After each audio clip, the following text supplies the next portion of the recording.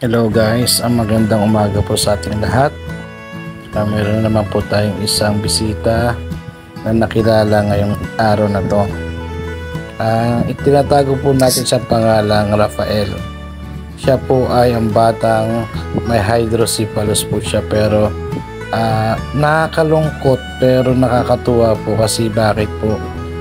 Siya po yung naiibang may hydrocephalus po na lumiliit po yung kanyang yung ulo, at the same time po medyo hyper po siya, kulit, malikot. So napakaganda pong simbolo o pangitain po sa kanyang mga ganyang sitwasyon.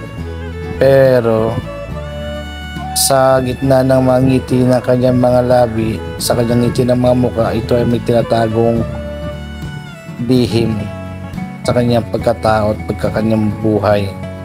Ayun nga, kasama ang kanyang mother. Ayan po sa tabi niya, ayan po ang kanyang mother po. Kahit papaano naaabutan po natin ng maliit na bagay, malaking tulong na po sa kanya. Siya po ay 5 taong gulang. Actually, yung hinahawakan po niya sa tainga, dyan po lumalabas po yung tubig.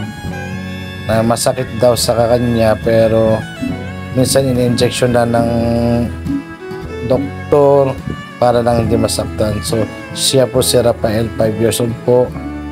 Nanawagan po baka sakaling may mga mabuting puso po dyan na kailangan po siya ng gamot, vitamins, siguro kasama rin po mga food at saka clothes para sa kanya po. Ang maganda naman po sa kanya is talagang hyper po siya, pero ayun nga, nakakalungkot kasi may taling po ang buhay niya. 7 years old lang po daw siya, baka po daw mawala na po daw siya sa mundong ibabaw. Sana wag naman po mangyari, at sana pagbigyan po ng may kapal na lalo po humaba ang kanyang buhay, makaka-recover po siya. Yun nga po, narinig po natin sa kwento na kanyang nanay. Ayun nga, hanggang 7 years old po. So masakit isipin po na ang anak mo is may taling, pero kailangan manalangin talaga tayo para makarecover lang talaga siya.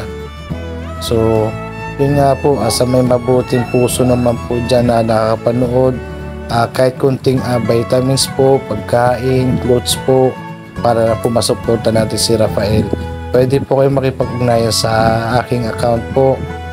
Dito po sa Simple Guy, Mystery Guy.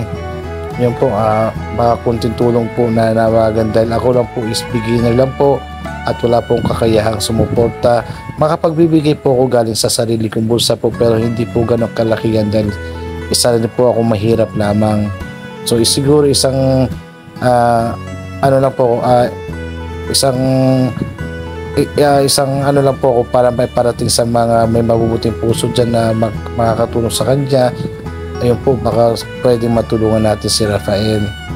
Taga Bayukan po siya, 5 years old. So nakakatuwa po talaga siya.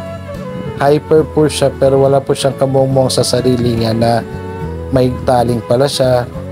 Pero ang magulang niya hindi mapakali na nag-iisip kung anong pwedeng gawin.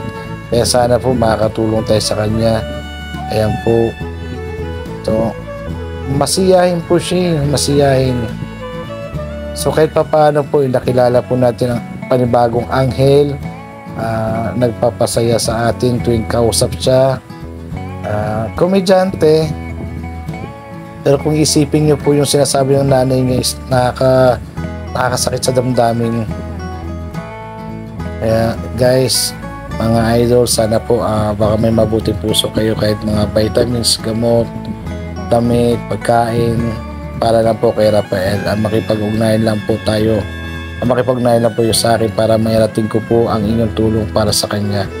Muli, ang Mystery Guy 0513 ay naging instrumento para sa may mga mabubuting puso na tumulong sa ating mga nakilala.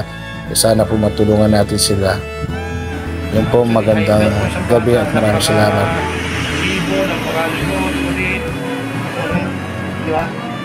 Napaka-kulit po niya, napaka-hyper. Kaya maganda po yung maganda yung result sa kanila. Sana magiging okay sa tuloy-tuloy yung recovery niya. Saan tayo magbuto niya?